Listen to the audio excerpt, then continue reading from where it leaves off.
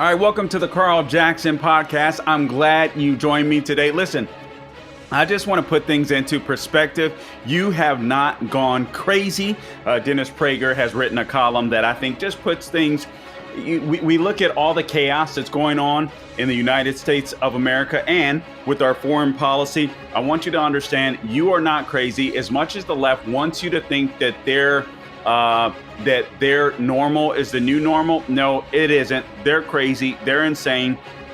Satan is a liar, and so is the mainstream media. So we're going to get into the age of absurdity next. This is an ode to Dennis Prager. You got to stay tuned. Redeemed, rehabilitated, and real entertaining. This is the Carl Jackson Podcast.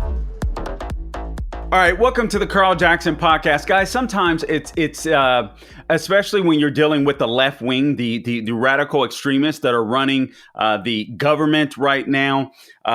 You have to step back and just take a breath and think, okay, am I crazy?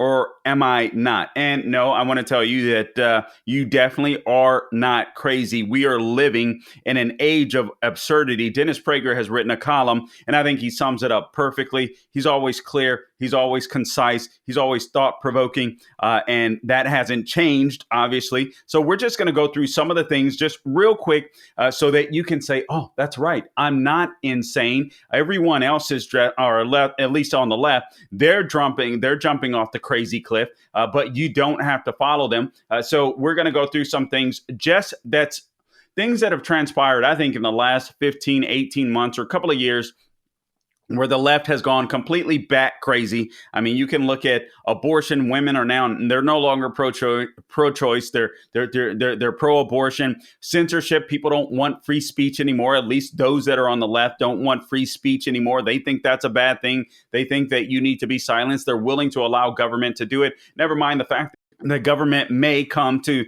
eventually censor their speech once they realize that they're being squashed. So anyway, let's get into this. Dennis Prager starts off by saying, the West has gone through many eras. We've gone through the Dark Ages. We've gone through the Renaissance. We've gone through the Age of Reason, the Enlightenment, the Industrial Age, and the postmodern era. Well, the present era is the age of the absurd, Dennis Prager explained. In terms of absurdities, the cultural elites believe and have convinced masses of people to believe there has never been a time like today, which is insane in and of itself. But it just shows you that when a nation, in my opinion, is devoid of God, they will fall for anything. And I believe that's exactly what's happening here. So let's just go over the 10 items, and then I'm going to go through them real quick, just so you can say, whew, I'm not crazy. The left is crazy. Again, Satan is a liar, and so is the mainstream media. We're not falling for this nonsense. We're going to kick some booty in November of this year. So no, men can't give birth. It is fair to allow, number two, it is fair to allow biological men to compete in women's sports. This is what the left is telling you. Defund the police and crime will decrease. Another thing the left says, racial segregation is anti-racist, and opposition to racial segregation is racist. Number five, Latinx. The word Latinx. Who would have thought that would have been a word that the left would try to use to reach out to the Latino community? Your race matters. That's another one that the left wants you to believe as far as your personhood, your race matters. Diversity is strength. I'm going to tell you why that isn't necessarily the case. And then also free speech does not allow for hate speech. The dumbest thing one of the dumbest things that I've ever heard, free speech is what makes America exceptional. Obviously, our document, the Constitution, the Declaration of Independence, the fact that we, the people, are in charge and not the government. Yet we have people on the left that are saying, wait, we don't want our freedom. We want big government to be in charge of us. We are living in the age of the absurd. You're not a human being until you're born. All of the left-wing radicals that believe this nonsense have to go back and tell their moms you made a big mistake. And then number 10, capitalism is evil. Lastly, number 11, America is systemically racist.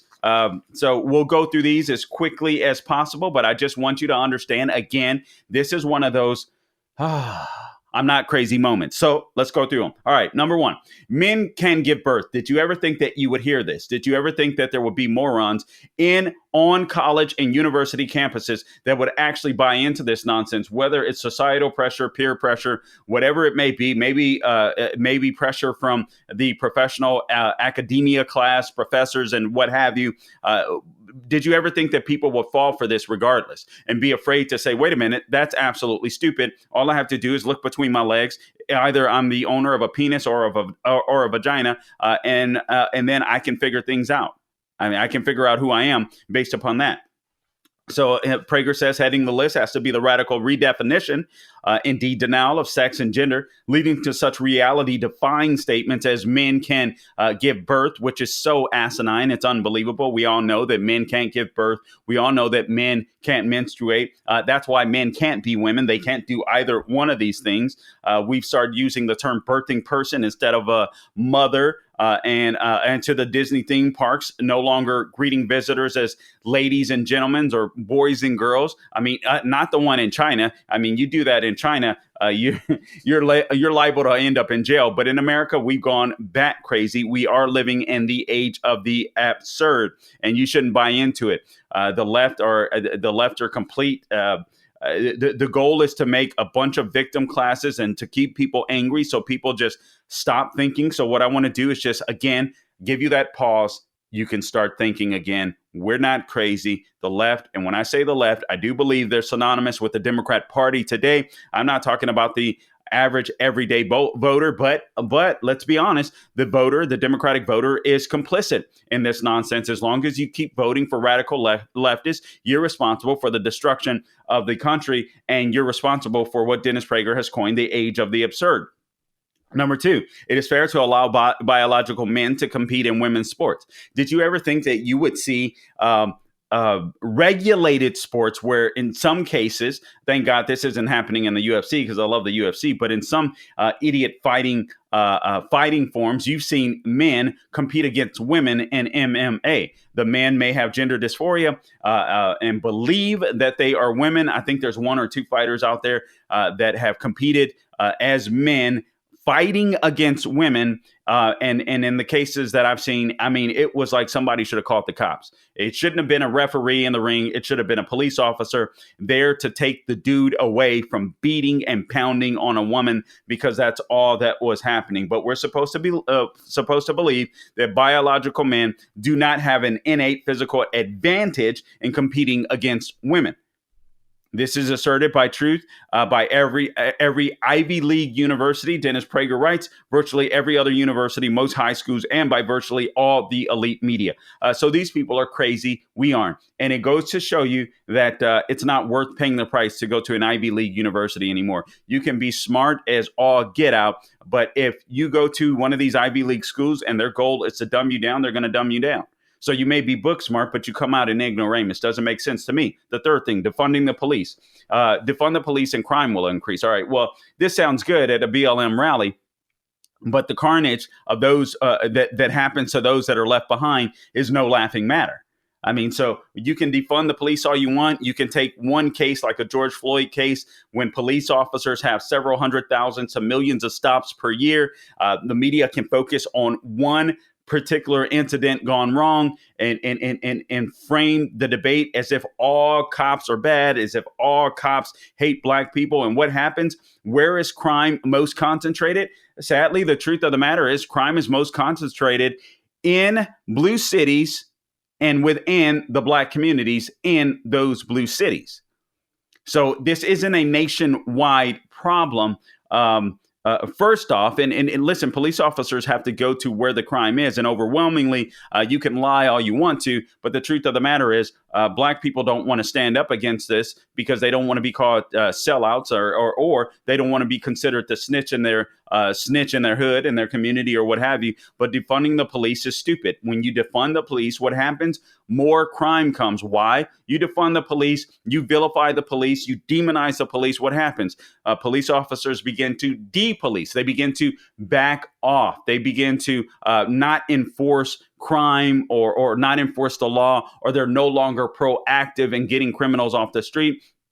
Those criminals in turn terrorize the neighborhood. All right, number 4, racial segregation is anti-racist. Did you ever believe that we would believe something so dumb that not a vast majority, but a good portion of those on the left or the Democratic Party will believe that racial segregation is anti-racist? Listen, we fought, and the civil rights leaders, the real civil rights leaders, I'm sorry, the Benjamin Crumps, the Big Perm, Al Sharptons, and the Reverend Jackham for their wallets, Jesse, they are not civil rights leaders. They are race hucksters. They're nothing more than that, looking to earn a good living for themselves by continuing to victimize their own people. These people are a total disgrace, in my opinion, but the left wants you to believe racial segregation is anti-racist. Opposition to racial segregation is racist. So opposition to racial segregation is now racist. So those of us that are on the right, those of us that are people of faith, those of us that are patriots, we understand that human beings are flawed. You're always going to have some racist among you. But the bottom line is racism can't stop any ethnic group living inside of America today. But the left seems to be stopping them. Columbia University, Dennis Prager points out, and many other universities have all black dormitories and all black graduations. How sick is that? That is racism. Don't let the left redefine what racism is, because that is indeed racism. They maintain that race-based segregation is not racism, but opposition to it is, according to Dennis Prager.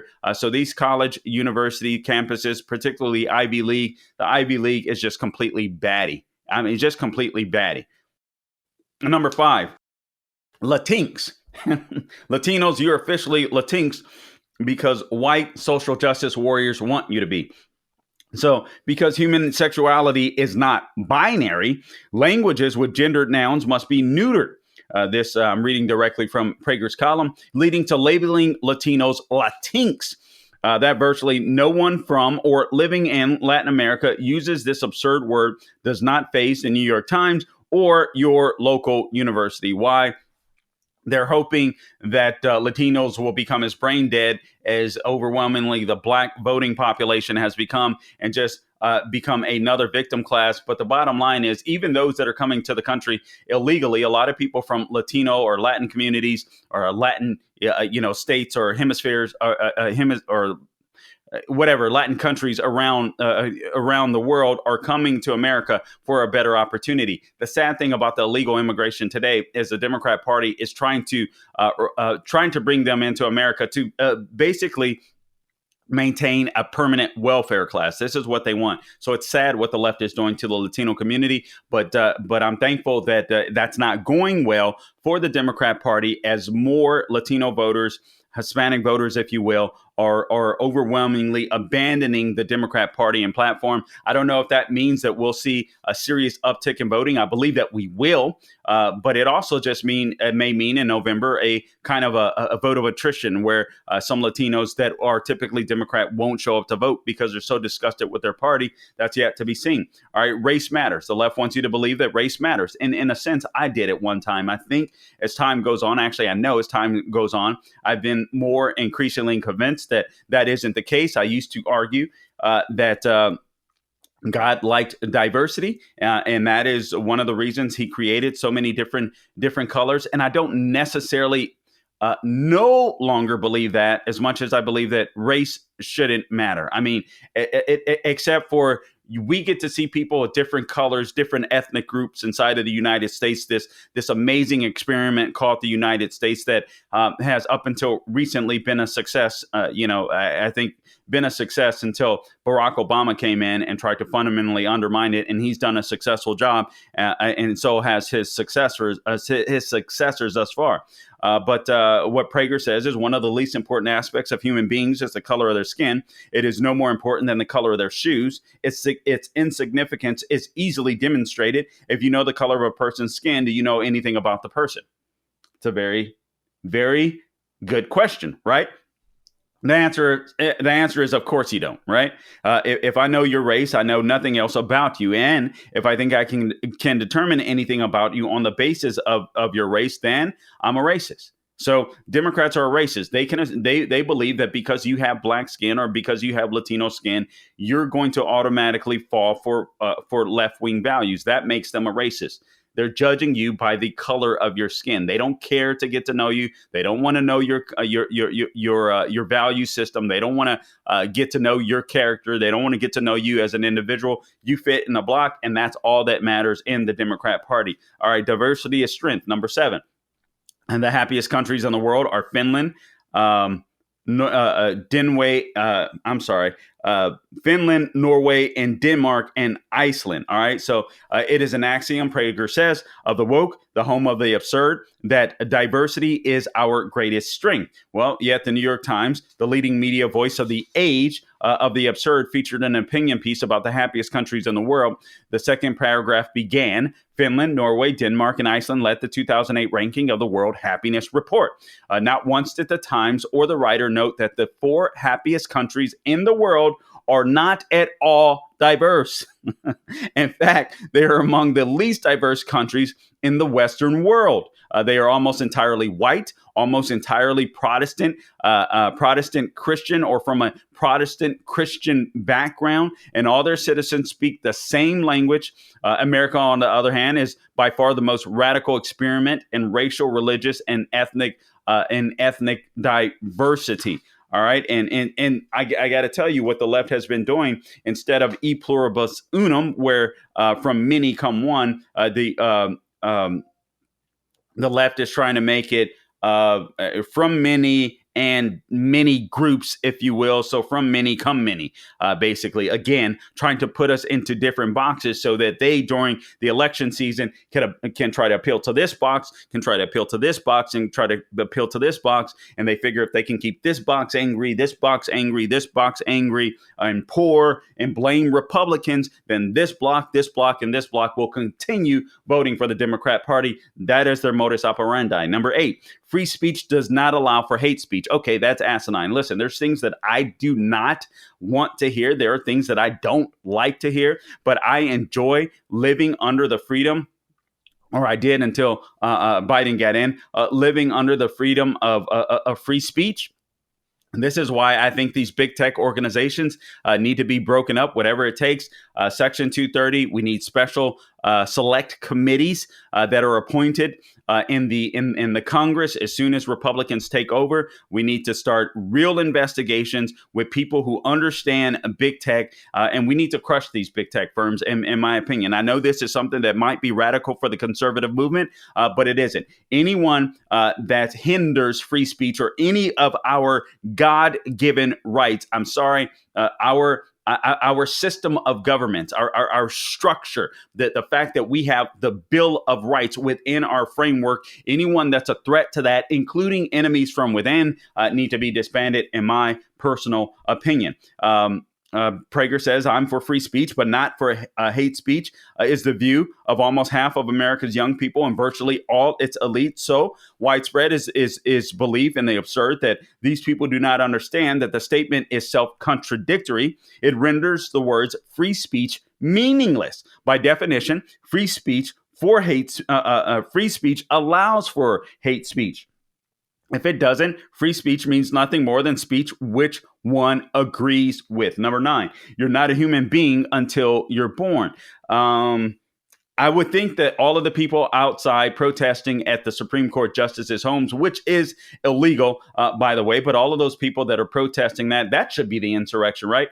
January 6th style insurrection, protesting in front of these judges' homes in order to get a decision they want, in order to stop governance and all that kind of good stuff. You know, all the stuff that the left talks about the right doing, but in fact they do. It's fascinating to me. But Prager goes on to say, and this is number 9, there is no need to believe in God or in any religion to understand the absurdity of this assertion. If we are not human beings until birth, what are we 5 minutes or 5 months prior to birth, when we have a heartbeat and brain waves non-human? Also, when you think about it, it's so funny. You can ask somebody that is pro-choice or now pro-abortion because they've become so extreme, what's in a dog's belly? What's in a cat's belly? You ask these people that question, just simple, practical questions. You know what they'll say? Oh, a puppy, a kitten, so on, etc. Oh, but when it comes to a mother and a pregnant woman, it's not a child. These guys don't believe this. They're just radical nut jobs. And we are living in the age of the absurd. They refuse to think. They're so mad, and the left has them exactly where they want them. Capitalism is evil. Number 10, abject poverty has been the norm for nearly all people throughout human history. Yet, in the last century alone, billions of people have been lifted out of poverty, and there is only one reason, and that's capitalism. That's the ability to be able to say, okay, I have these God-given gifts. I have these talents. What I'm going to do is develop something right, that other people can use. The cool thing about capitalism is, in order to be successful in a capitalistic system, you have to develop something that is good for mankind.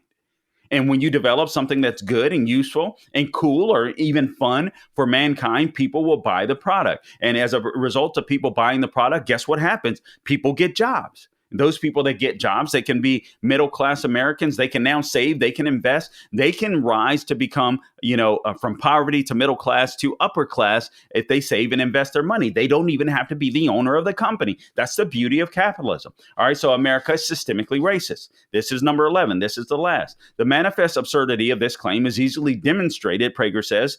In the past decades, more than 3 million Black people have immigrated to America from Africa and the Caribbean, and probably tens of millions more would like to. Are all these people fools choosing to move to a systemically racist country? Are they ignorant, unaware that America is systemically racist? No, they're not. They understand, because we don't. Perhaps some Americans that haven't traveled or haven't picked up a book to read, or perhaps you don't go to a church where you have missionaries that come back to your church and tell you how horrible it is in these parts of the world, or what God is doing. I mean, that's the reason I can look at this and say this is absurd. I haven't traveled outside the United States. In fact, I haven't traveled that much within the United States. But the truth of the matter is, we don't see, when you turn on the news and you see the border crisis, you don't see Americans running to leave the United States of America, breaking down our fences or running through the desert hoping to get to Mexico or the Northern Triangle hemisphere. What you see is Americans here complaining about how systemically racist America is, yet at the same time, they're saying that we should have open borders to allow more illegal aliens to come in. Huh? Exactly. These people are fools. We are living in the age of the absurd. Prager goes on to say, the non-absurd know the answers. All these Blacks are neither fools nor ignorant. They know how lucky they are to move to America because this country is so tolerant and so overwhelmingly non-racist. People don't move to countries that hate them. No, Jews moved to Germany in the 1930s. Leave it to Dennis Prager to make the point concise and emphatic and good and clear. And he's so absolutely right. So again, guys, when you watch the news, when you read through the news today, you know what? Enjoy your life. Enjoy this new frame of mind, this peace that I hope that I brought you, because you're not crazy. The left is crazy. We are living in the age of the absurd. Listen, guys, I appreciate you tuning in today. Many of you have began to follow me. I'm going to ask you to continue to do so on my social media platforms. This will be the last week that I'll be in for Larry Elder. Brandon Tatum is taking over the show, but I'm not going anywhere. I will still be filling in for national hosts. It just isn't my time yet. One of the things that I have to do that was made clear to me, I have to work on the social media. All right, that I'm just being upfront and forward with you, so you guys can help me with that. Make sure you like and share our podcast, subscribe to our podcast anywhere podcasts are found. Two easy places, thecarljacksonpodcast.com, SalemPodcastNetwork.com. But anywhere podcasts are found, you can subscribe on YouTube. You can subscribe on Rumble. So you get this stuff right to your inbox. And again, follow me on all social media. You can follow me on Twitter, The Carl Jackson Show on Twitter. You can follow me on Parler, Carl Jackson Show, True Social, Carl Jackson Show, Instagram. Finally doing work on Instagram. So the Carl Jackson Show on Instagram. Please like, follow, share. My goal is just like Larry Elder's. I want to save this great country. I think America is an exceptional country. I think it's the greatest country that God has ever given man. And I believe that we have a responsibility to make sure it remains the greatest country that God has ever given man. And that's what I'm going to continue to fight for while I'm here on this earth. And I'm going to continue to fight for the little guy, the middle class man, the average everyday American that still wants his or her piece of the American dream while the left is trying to snatch it away from us. We're not going to allow that to happen. All right, guys, until next time, don't grow weary doing good. God bless you. Thank you for tuning in today.